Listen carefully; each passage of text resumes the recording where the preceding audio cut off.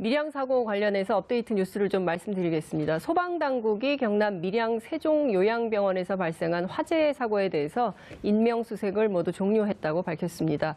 문재인 대통령은 밀양 화재와 관련한 긴급회의를 소집한 상태이고요. 관련해서 속보 들어오는 대로 계속 전해드리겠습니다. 두 번째 순서 시작하겠습니다. 이번에는 정치 현안 분석을 좀 해보겠는데요. 더불어민주당 이철희 의원 모시고 자세한 말씀 좀 들어보겠습니다. 어서 오십시오. 네, 안녕하십니까. 밀양 사고 때문에 지금 뒤숭숭합니다. 계속 사고가 있어서요. 정치인들은 더 마음이 무거우실 것 같아요. 그럼요. 아침에 저도 뉴스 보고 깜짝 놀랐는데 또 근래 화재 사고가 몇 건 있었잖아요. 어제도 또 사고가 있었습니다. 그러니까요. 그리고 아직 우리 국민들 머릿속에는 세월호 참사가 그렇습니다. 아직 기억이 선명하게 남아있기 때문에 이런 사고가 안 나야 되는데 저도 국정운영을 책임지고 있는 정부 여당의 일원이라 굉장히 마음이 무겁습니다. 네. 어찌됐든 구체적인 사고 규명을 통해서 근본적인 대책 마련을 정치권에서 적극적으로 해서 좀 다시는 이런 참사가 발생하지 않도록 해야 될 것 같다는 당부 말씀 좀 드리면서 시작하겠습니다.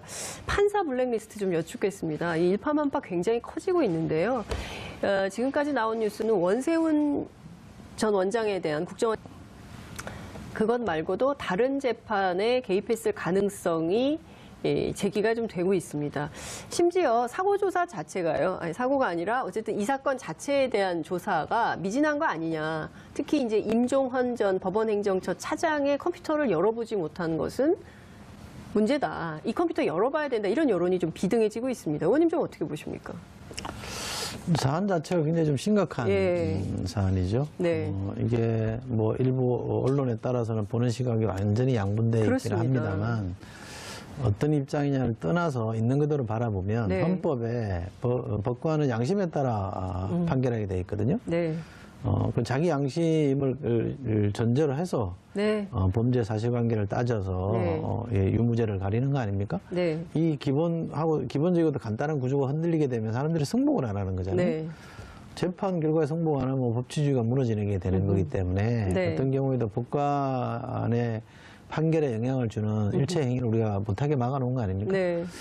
그것이 근본적으로 흔들렸다. 특히 그것이 권력에 의해서 이루어졌다라고 하면 우리 헌법 질서의 근간을 흔드는 거기 때문에 저는 이 문제는 여야의 문제도 아니고 보수 진보의 문제도 아니고 근본적인 차원에서 이 문제를 짚어야 되는 거거든요. 필요하다면 뭐 저는 어떤 경우든 다 검증하고 다 뒤져서 뒤진다는 표현이 어떨지 모르겠습니다만 해서 이런 것들이 재발되지 않도록 만들어야 되는 거죠. 이건 우리 모두의 숙제입니다. 근데 제발, 제가 꼭 부탁드리는 건 제발 이런 문제를 여야의 문제나 보수 진보의 문제의 프레임으로 보지 않았어요. 갈리고 있거든요. 그러니까 보수 언론의 경우에는 블랙리스트 없었는데 괜히 공연하게 막 법원 내부만 시끄럽게 만들었다 이런 주장을 계속 하고 있는 거거든요. 근데 사실 그 드러난 자료를 보면 사실상 사찰에 해당하는 내용이 너무 많아요. 개인의 성향도 보고 있고 그리고 무엇보다 이 문제의 임종헌 차장이 우병우 전 수석과 통화한 내역이 나오고 있거든요.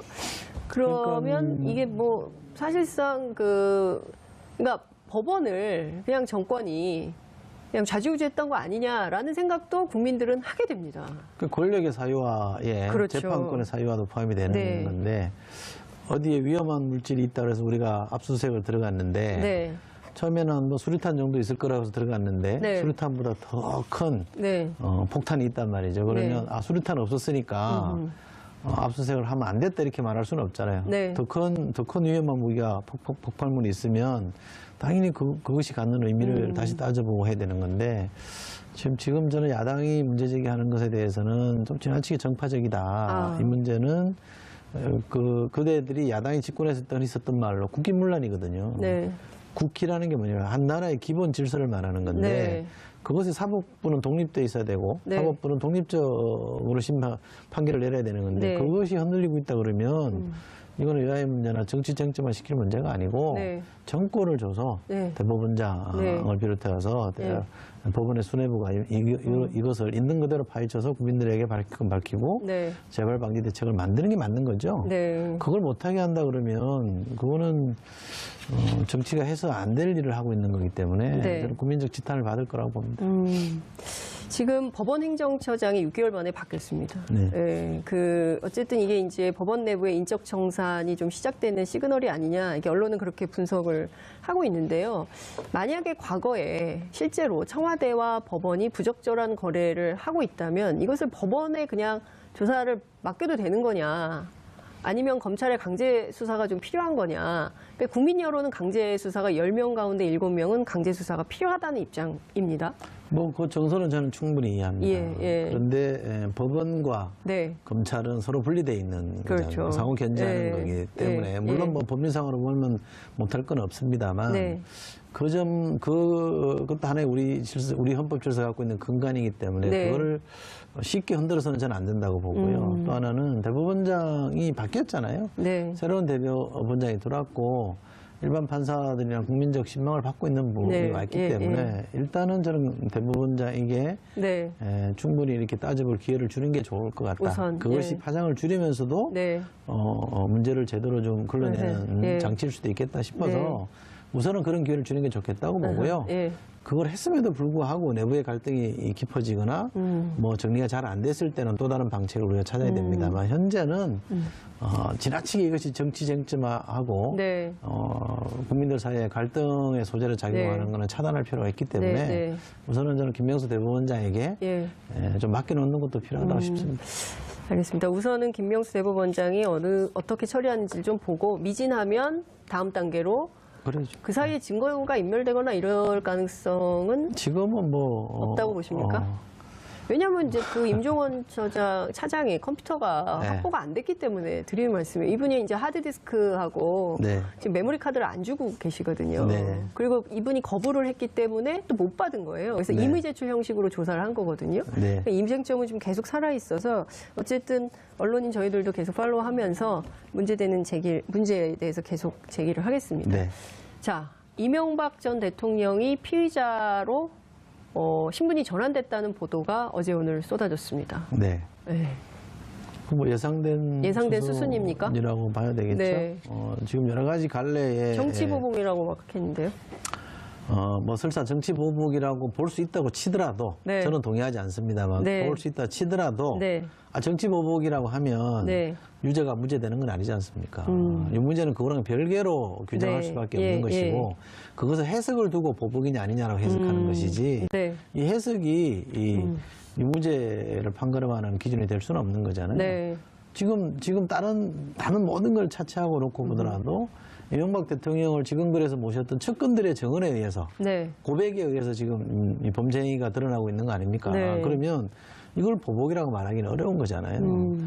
누군가를 데려다 놓고 심하게 막 압박해서 또는 우리가 정해놓은 절차보다 더 세게 해서 뭔가 끄집어내고 그것이 언론풀이를 통해서 망신을 주고 그래서 여론을 일으켜서 법원에 소환하고 검찰에 소환하고 포토라인에 세우고 이런 방식이 전형적인 정치보복 수사 아닙니까? 과거에 MB정부가 노무현 전 대통령을 그렇게 만들었던 거 아닙니까? 놈두령식의 그런 걸로 망신을 준 거 아닙니까? 본인들이 했기 때문에 재발이 저래서 그런지는 모르겠는데 저는 그거랑은 전혀 무관하다고 생각을 하고요.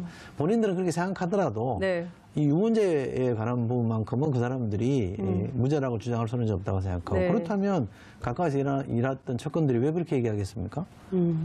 자기 눈으로 본 걸 가지고 얘기하는 거 아닙니까? 그리고 김희중 씨 같은 분은 탄핵을 경험하고도 어떻게 저렇게 나오느냐는 얘기를 하는 걸 보면 이분은 그래도 국민 무서운 지를 좀 알게 됐다는 거 아니죠. 그러면 저는 이명박 대통령이 전 대통령이 전직 대통령, 일국의 대통령을 지냈던 사람으로서는 최소한의 국민을 대하는 태도가 안 돼 있다. 소명할 건 소명해야 되잖아요. 그런데 잠깐 나와서 나한테 책임 물으라. 나한테 물으라 그래놓고 물으면 대답 안 하잖아요. 그렇죠. 그건 무슨 그런 경우가 있습니까? 충실히 소명하고 설명하고 해야 되는데 아무것도 안 하고 있거든요. 오로지 니들은 깨끗하냐.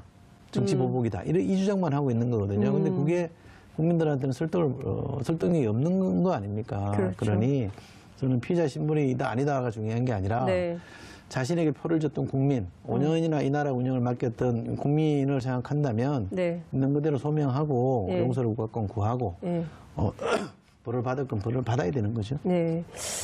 그 영포빌딩 압수수색을 했는데요. 콕 찍어가지고 지하를 압수수색을 했습니다. 거기에 BH 다스 이렇게 써인 박스가 나왔다는 거거든요. 그러니까 조만간 다스는 누구 겁니까?에 대한 답이 나오지 않을까 이런 생각이 다스가 좀. 누구 겁니까라고 물을 때 몰라서 묻는 사람은 없죠. 그러니까요. 다 알죠. 예. 네. 본인이 이제 아니라고. 그래서 지금 나오는 얘기는 내 게 아니라 아들 거다. 이런 얘기를 할 가능성이 높다. 여기까지 지금 가고 있습니다. 어쨌든 이제 많은 기자들이 추적을 하고 있어요. 저는 이 문제 전직 대통령과 관련된 사안이기 때문에 네. 여야 간에 공방이 있을 수밖에 없다라고 네. 생각합니다만 그래도 이거는 사실은 사실 그대로 규명하는 작업을 방해하면 저는 안 된다고 생각합니다. 그건 그대로 가고 네. 그것이 어떤 효과를 가져오고 어떻게 해석될 수 있느냐 가지고는 논쟁을 할 수 있습니다만 유무죄에 개입하는 거는 네. 청와대가 앞에 우리 다뤘던 주제처럼 네. 청와대가 권력을 이용해서 법원 판결에 영향을 미치는 거랑 네. 크게 다르지 않는 거거든요.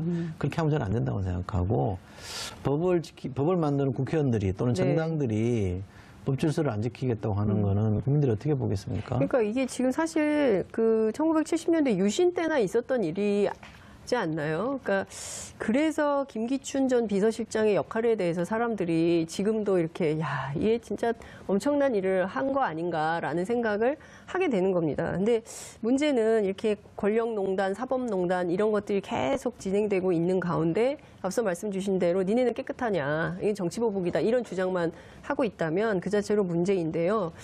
그래서 이명박 전 대통령의 소환 시점을 놓고 이게 또 정치적으로 해석되지 않겠냐. 수사는 수사대로 한다 하지만 소환 시점은 평창 이후가 될 거다. 뭐 이런 저는 구구한 그거는 번쩍이. 오직 법 논리대로 예. 검찰의 주체적 판단에 예. 따르면 된다고 봅니다. 아, 올림픽과 관계없이 판단해라. 사법적으로. 사업적 판단을 하는 거죠. 예. 올림픽에 영향을 줄 거다 안 줄 거다조차도 검찰이 판단하는 게 맞는 거죠. 네. 거기에 대해서 뭐 정치권이 정치권이. 맞다 안 맞다 하는 것 자체가 네. 문제의 본질을 흐립니다. 저는 법 논리대로 검찰의 판단대로 예. 맡겨둘 일이다라고 봅니다. 그 정부 차원에서 이명박 전 대통령에게 평창올림픽 개막식 초청장은 보내둔 상태라고 하던데요. 일단 뭐 무죄 추정의 원칙에 의해서 예. 어찌됐든 지금 그 이명박 전 대통령과 관련된 검찰의 수사는 속도를 밟고 있는 것 같고요. 그리고 정두원 전 의원에 따르면 가족 간에도 뭐 경천 동지할 일이 있었고 그것이 무엇이냐에 대한 논란은 또 구구한 막 추측이 지금 나오고 있는데요. 민주당에도 좀 관련한 제보가 좀 들어옵니까? 글쎄요, 이제 도로도라도 아마 이제 당직을 맡고 있는 소수만이 네. 알 테니까 제가 들은 바는 없고요. 그 정도는 명품백 논란은 어떻게 보세요? 김현옥 여사의 명품백. 그런 얘기가 있으니까 제보가 네. 있으니까 이제 얘기를 한 거고요. 그것도 검찰이 밝혀낼 일이라고 저는 생각을 네. 하는데 정도원 의원이 상당히 많은 부분에 대해서 네. 사실관계를 좀 정리를 해주고 있긴 합니다만 이번에 조금 더 해주시면 좋겠다는 생각을 합니다. 그러니까 뭐 세 분의 뭐 결정적인 무슨 고비가 네. 있었고 그렇죠. 그것의 여진으로 뭐 국정원의 네. 특활비를 갖다 쓴 거다 이런 얘기를 하셨는데 힌트만 던지지 말고 네. 좀 역사의식을 갖고 네. 정리를 해주시면 좋지 않을까 싶은 게 개인적 소회로 들었습니다. 그렇다고 네. 그분에게 뭐 앨범에 하셨던 분이기 때문에 그 이후에는 뭐 팽당해가지고 전혀 뭐 덕을 못 받긴 했습니다만 저는 좀 그런 고해성사가 좀 더 있으면 좋겠다는 생각을 해봅니다. 그러니까요. 그 안에서 정말 역사 앞에 고백, 행렬이 좀 이어져야 그야말로 진정한 의미의 적폐청산이 될 수 있는 거 아니겠어요? 검찰 네. 수사도 수사지만 정권을 담당했던 책임자들이 스스로 나서서 역사 앞에 고해성사를 해야 네. 진정한 의미의 뭐 용서도 되고 화해도 되고 이런 거 아니겠어요? 맞습니다. 그런 거 없이 뭐 계속 너는 깨끗하냐 이런 식으로 나오면 답이 없다. 이런 네. 말씀 주신 걸로 정리하고요. 시간이 오늘은 많지 않아서 좀 스피디하게 진행을 해야 되는데요. 지방선거 좀 여쭐게요. 워낙 전략가시잖아요. 그래서 좀 지방선거 전반적으로 보면 더불어민주당 강세로 나오기는 하는데 최근 청와대에서 오찬을 하셨나 봐요. 민주당 의원님들이.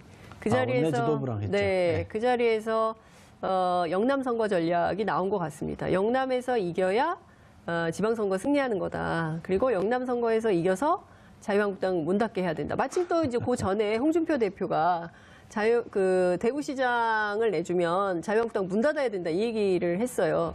양당이 문을 닫냐 마냐 문 개폐 논란을 벌이고 있습니다. 어떻게 보십니까? 이제 그 어떤 분이 말씀하셨는지 저는 모르겠습니다만 네. 거기 이제 누군지 아시죠? 모릅니다. 참석하셨던 국회의원 중에 한 분이 이제 그런 말씀을 했을 텐데 네.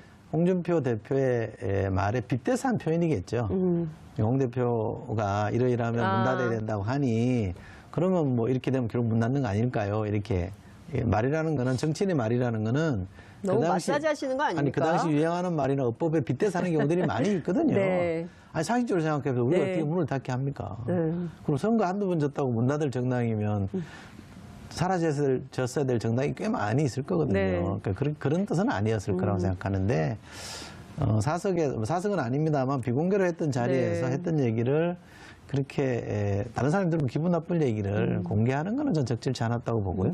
왜 공개했다고 보세요? 어떤 분이 그게? 공개했는지는 모르겠습니다만 네. 부주의라고 보죠. 부주의라고 보시죠. 의도를 갖고 공개했다고 저는 보지 않습니다. 아, 의도는 없었다. 예. 네. 근데 이제 듣는 쪽 입장에서는 상당히 불쾌할 수밖에 네. 없는 거거든요. 즉각 그 김성태 원내대표가 반응이 나왔지 않습니까? 선거에서는 사실은 뭐 존망을 걸고 싸우죠. 정당들끼리. 네. 그러나 국정 운영에서는 또 야당이 협조를 구해야 될 게 있기 때문에 네. 두 가지를 구분하는 게 좋거든요. 그리고 지금 아직 본격적인 선거 모드가 아니기 때문에 네. 우리 당에서 그런 얘기 나오는 건 저는 약간 부적절하고요. 네. 어쨌든 새누리당이 모든 건 무조건 안 돼. 예? 이렇게 막아서고 있긴 합니다만 네. 어쨌든 여론을 동원하고 또 다른 한편 설득하고 해서 새로운 대한민국 만드는 쪽으로 움직이게끔 네. 해야 되는 게 우리 숙제거든요. 그런 점에서 보면 저는 같은 당에 속해 있는 거긴 하지만 네. 저런 얘기는 안 나갔으면 좋았을 텐데 한다는 생각을 합니다. 부적절하다고 보십니까? 네. 네. 알겠습니다. 여러 악재가 지금 좀 겹치고 있습니다. 그러니까 저희가 앞서 이제 심상정 대표 인터뷰에서도 나왔지만 최저임금 논란, 비트코인 논란, 그리고 또 이제 강남 집값 문제, 뿐만 아니라 지금 그 평창 올림픽과 관련해서 물론 이제 자유한국당이 과하게 정치쟁점화 시키는 측면도 있습니다만 단일팀 구성에 대해서는 또 우리 청년들이 너무 그동안 선수들이 고생한 땀과 눈물 이런 것들을 좀 이렇게 좀 너무 이렇게 낮게 평가하는 거 아니냐. 북한 선수라는 이유만으로 단일팀 국가대표 선수 되는 게 말이 되냐. 이런 불공정하다. 이런 생각들이 좀 있는 것 같습니다. 이런 것들이 지방선거에 영향을 미칠까요? 어떻게 전망하십니까? 아직은 시간이 좀 있기 네. 때문에 당장 영향을 미친다 이렇게 말하기 좀 어렵고요. 네. 저는 뭐 아이스하키 단일팀 네. 논란과 관련해서도 이 정부의 진정성 또는 문재인 대통령이 뭘 하고자 하는 바에 대한 네. 그 진심. 깊은 뜻이나 진심을 오해하고 있다고 보지는 않습니다. 그러나 그것이 절차적으로 네. 저는 충분히 이해되는 측면이 있습니다. 왜냐하면 남북 관계가 갑자기 풀렸잖아요. 그렇죠. 어느 날 갑자기 풀렸고 사실은 또 주어진 시간이 그렇게 많지 않습니다. 맞습니다. 올림픽과 패럴림픽이라는 고기간 안에 뭔가 상당한 진전을 이뤄내야 되거든요. 네. 그러면 당국자 입장에서는 굉장히 마음이 급했을 테기 때문에 네. 바삐 갔던 거는 네. 저는 충분히 이해합니다만 그러나 바라보는 국민들로 봤을 네. 때는 아무 설명도 없이 네. 과거에 그랬으니까 우리 보고 또 그냥 이해하라라고 하는구나. 네. 그건 아니지라고 해서 한번 이제 시그널을 준 거거든요. 네. 그럼 이 정부가 충분히 그걸 또 받아들이고 있습니다. 예. 국민 정서를 충분히 고려하면서 가겠다는 얘기를 하고 있기 때문에 이게 만약에 뻗대서 우리가 뭐 잘못했는데 이랬다 그러면 이게 민심과 등지는 거지만 그렇지 않다라고 저는 네. 보고요. 또 하나는 어제부터 대통령께서 청년의 일자리 관련해서도 행사를 치렀습니다만 강하게 질책을 했거든요. 네, 일자리 대통령이 장관을. 이 민심을 가장 정확하게 읽고 계신다고 저는 봅니다. 제대로 해라. 네. 장관들에게도 지켜보겠다 이런 멘트까지 쓸 정도면 이거 되게 센 멘트 아닙니까? 상당히 강하게 지켜보겠다. 질책하는 예. 거거든요. 그러면 뭐 하고 계십니까? 이런 거 아니에요, 그렇죠. 사실? 예. 내각도뿐만 아니라 사실은 여당도 좀 반성할 대목이 저는 있습니다. 네. 그러니까 여당과 내각이 조금 더 분발하고 네. 조금 더 역량을 좀 끌어올려서 실제로 여당이 전 존재감이 너무 없다 네, 이런 비판이 그래서 나옵니다. 그런 당면 과제들을 빨리 네. 좀 수습하고 해결하는 데 힘을 모아야 되거든요. 대통령이 그걸 주문하고 있기 때문에 네. 그렇게 움직여 갈 거라고 저는 보고요. 어떤 정부든 처음부터 네. 끝까지 이지고잉하는 정부는 없습니다. 시켜가는 정부가 없기 때문에 또 문재인 정부는 뭔가 좀 개혁적인 조치들을 해나가고 있잖아요. 네. 뭔가 지금 있는 그대로가 아니라 뭔가 바꿔보려고 했을 때는 예. 잡음이나 노이즈가 나올 수밖에 없습니다. 그것이 수습되는 과정이라고 저는 생각을 하고요. 네. 또 수습해야죠. 네. 팔을 벌려놓고 수습 안 하고 나몰라라 할 수는 없는 그렇죠. 거고 대통령부터 지금 다시 다잡아가고 있기 때문에 네. 저는 잘 정리될 거라고 보고요. 그렇게 총력을 기울여서 우리가 노력을 하면 국민들이 진심을 알아줄 거라고 생각해서 지방선거에 대해서는 아직 그렇게 부정적이지 않습니다. 자, 그러나 뭐 선거는 낙관하는 쪽이 항상 당하게 돼 있기 때문에 네. 저희가 굉장히 긴장한 상태에서 선거를 네, 치러야죠. 냉정하게 봐야 된다. 서울시장 선거는 좀 어떻게 보십니까? 후보자가 7명 더 될까요? 7명입니까? 7명으로 언론은 보도하고 있는데요. 더 됩니까? 모르겠습니다. 서울시장 출마하세요? 아유, 무슨 말씀하세요. 저는 서울의 지역구를 둔 국회는 아닙니다만, 네. 이제 서울시장 출마하시는 분들 대부분하고 네. 가까운 사이라 여기저기서 이제 도와달라는 얘기를 네. 합니다만, 내 전략 짜줘 이러는 거 제가 아니에요? 뛰어나서 도와달라는 게 아니라 대개 후보들은 누구든 만나면 도와달라 이렇게 얘기하는 거니까. 네. 그런데 제가 중립을 선언했습니다. 왜냐하면 네. 제가 곤란하실 것 같아요. 친한 사이인데다가 다들 하시면 잘할 것 같고 그래서 아이고 저는 이번에는 그냥 중립을 지키랍니다 이렇게 선언을 했는데 네. 저희 당으로서는 후보들이 많은 걸 나쁘게 볼 일도 아니고요. 또 그것이 마냥 해피하지는 않습니다. 그러니까 잘 추스려서 멋있는 네. 경쟁이 되게 만들고 네. 그것이 본선에서 이길 수 있는 힘으로 바꿔내야 되거든요. 그 숙제를 잘만 하면 네. 저희에게는 나쁘지 않죠. 어쨌든 서울 수도권의 경우에야 이제 국민들의 민심이 있기 때문에 더불어민주당에게 유리한 선거가 될 수밖에 없다라고 생각합니다. 왜냐하면 촛불혁명이 지금도 유지가 되고 있기 때문에 아직은 그 개혁을 완수하려면 시간이 많이 필요해서 더불어민주당이 큰 실수를 하지 않는 한 믿고 좀 밀어주지 않을까라는 생각이 좀 드는데 영남 정서는 좀 다른 것 같습니다. 특히 이제 PK, TK 전략이 굉장히 중요할 것 같은데요.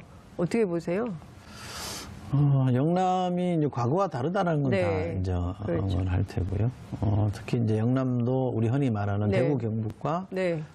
부산 경남 네. 여기 이제 요즘 울산을 넣어서 불경이라는 네. 단어를 씁니다만 이 두 개가 이제 많이 다르죠. 네. 그걸 이제 전문가들을 이제 언론 여론조사하는 사람들은 디커플링이라는 단어도 씁니다. 이렇게 서로 네. 분리되고 있다는 얘기인데 사실은 부산 경남과 대구 경북이 따로 간 게 과거 역사에 보면 오래됐어요.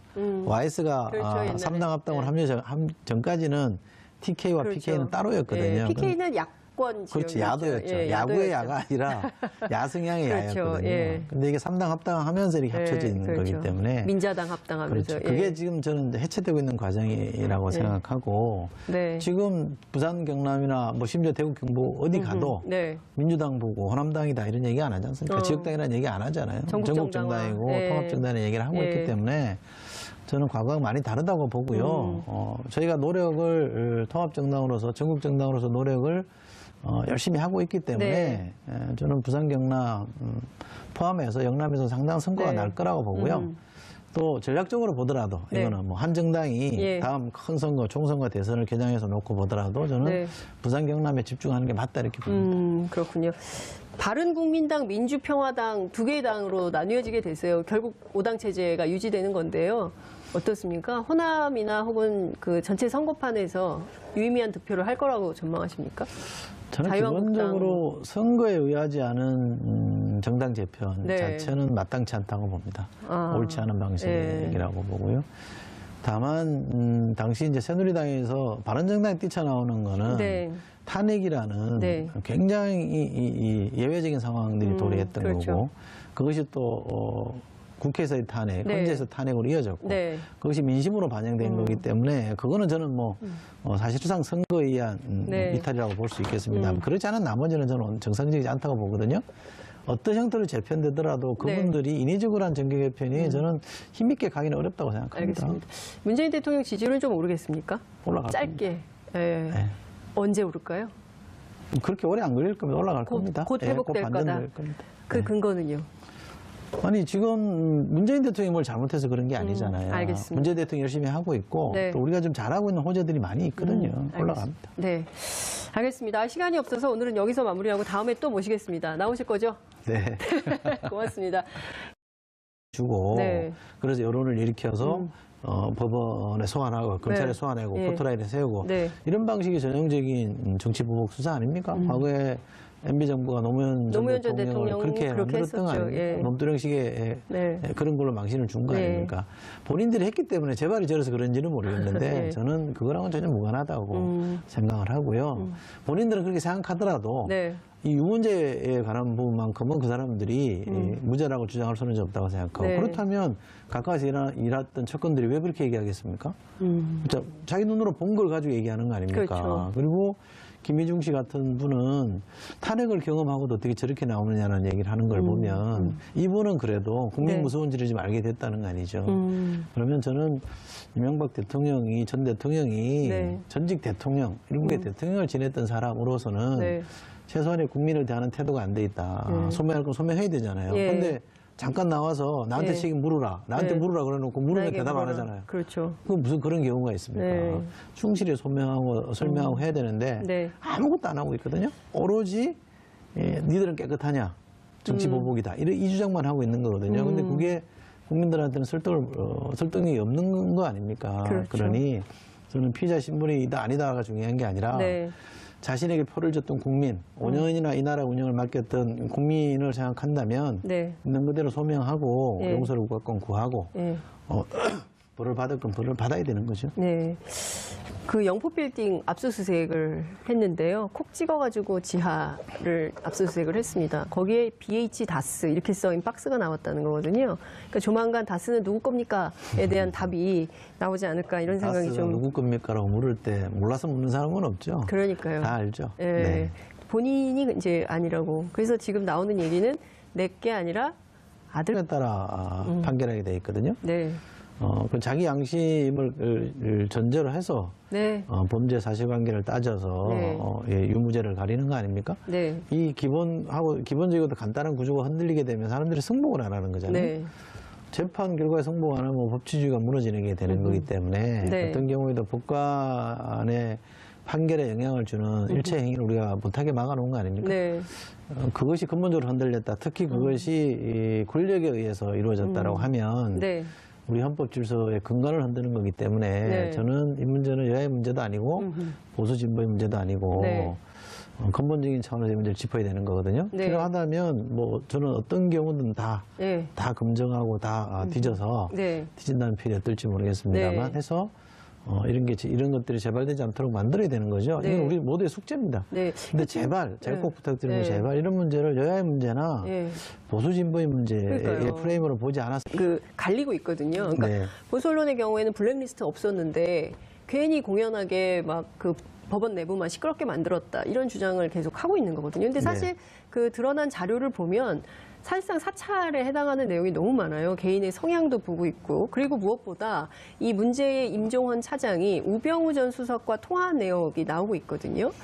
그러면 이게 뭐 사실상 그러니까 법원을 그냥 정권이 그냥 좌지우지했던 거 아니냐라는 생각도 국민들은 하게 됩니다. 그 권력의 사유화에 재판권의 사유화도 포함이 되는 건데 어디에 위험한 물질이 있다 그래서 우리가 압수수색을 들어갔는데 처음에는 뭐 수류탄 정도 있을 거라고 해서 들어갔는데 수류탄보다 더 큰 폭탄이 있단 말이죠. 그러면 수류탄 없었으니까 압수수색을 하면 안 됐다 이렇게 말할 수는 없잖아요. 더 큰 위험한 무기가 폭발물이 있으면 당연히 그것이 갖는 의미를 다시 따져보고 해야 되는 거예요. 밀양 사고 관련해서 업데이트 뉴스를 좀 말씀드리겠습니다. 소방당국이 경남 밀양 세종요양병원에서 발생한 화재 사고에 대해서 인명수색을 모두 종료했다고 밝혔습니다. 문재인 대통령은 밀양 화재와 관련한 긴급회의를 소집한 상태이고요. 관련해서 속보 들어오는 대로 계속 전해드리겠습니다. 두 번째 순서 시작하겠습니다. 이번에는 정치 현안 분석을 좀 해보겠는데요. 더불어민주당 이철희 의원 모시고 자세한 말씀 좀 들어보겠습니다.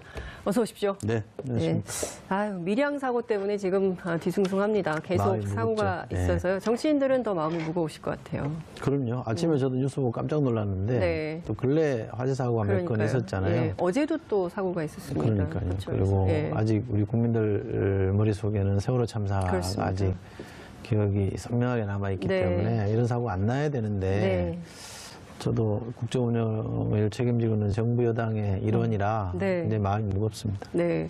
어찌됐든 구체적인 사고 규명을 통해서 근본적인 대책 마련을 정치권에서 적극적으로 해서 좀 네. 다시는 이런 참사가 발생하지 않도록 해야 될 것 같다는 네, 당부 말씀 좀 드리면서 네. 시작하겠습니다.